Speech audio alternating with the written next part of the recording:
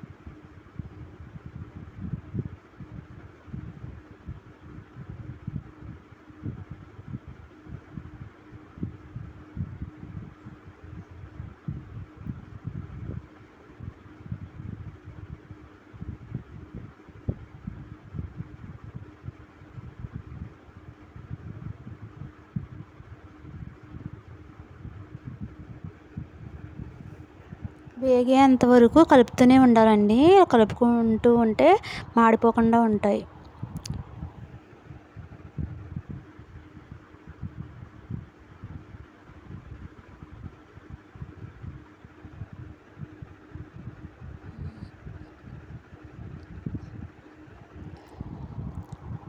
చూడండి, ఒకటి పట్టుకుంటే తొక్క ఊడొచ్చేస్తుంది. ఇలా వస్తే ఇంకా ఇలా సరిపోతాయని అర్థం.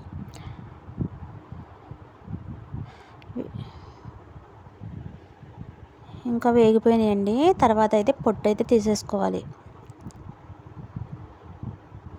టవల్లో పెట్టి ఇలా రబ్ చేసుకుంటే పొట్టు అంతా వచ్చేస్తుంది.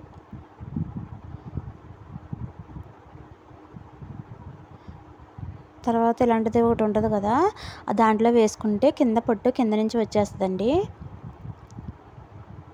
ఇలా చాలా ఈజీగా పొట్టు అయితే తీసేసుకోవచ్చు.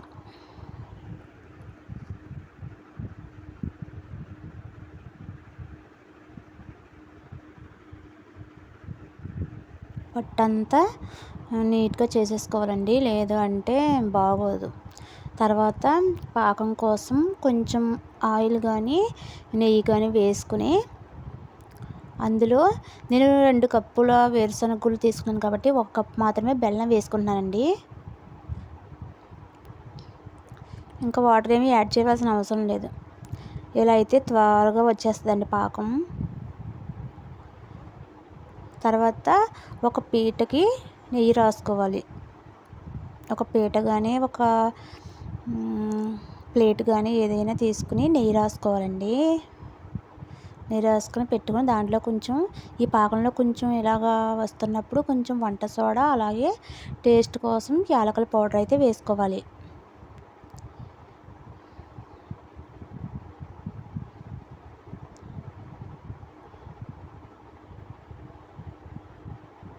తర్వాత వాటర్లో కొంచెం వేసి చూస్తే చూడండి ఇలా ఉండలాగా కట్టాలి. ఇలా ఉండలాగా వస్తే ఇంకా రెడీ అయిపోయిందని అర్థం. తర్వాత దాంట్లో మనం రెడీ చేసి పెట్టుకున్న పల్లీలు అందులో వేసేసుకోవాలి.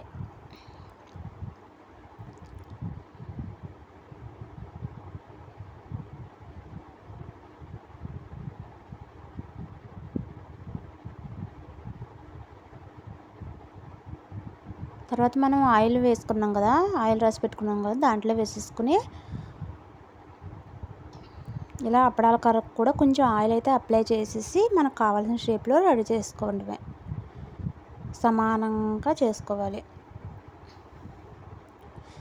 ఇదే ప్రాసెస్లో చేసుకుని దీన్ని ఉండలుగా కూడా చుట్టుకోవచ్చండి.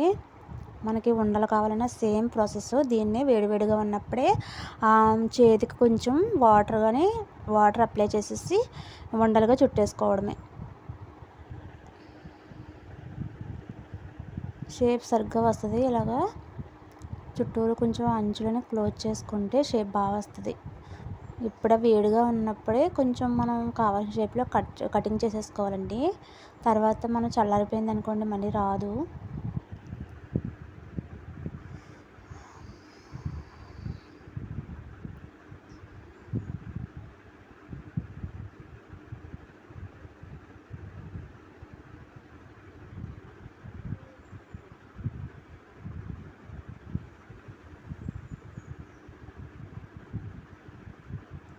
మనం నూనె అప్లై చేస్తాం కదా, అచ్చు అయితే చాలా ఈజీగా వచ్చేస్తుందండి. అలాగే ఇది టేస్ట్ చాలా బాగుందండి. నేనైతే బూరుగుపొడి బెల్లంతో ట్రై చేశానండి. మీరు నార్మల్ బెల్లమైనా తీసుకోవచ్చు, లేదంటే చెక్కీ బెల్లమని విడిగా అమ్ముతారండి షాపులో, అదైనా తీసుకోవచ్చు. ఒక 1 అవర్ పక్కన పెట్టేసి 1 అవర్ తర్వాత చూస్తే మొత్తం చల్లారిపోయి తినడానికి రెడీ అయిపోతుందండి.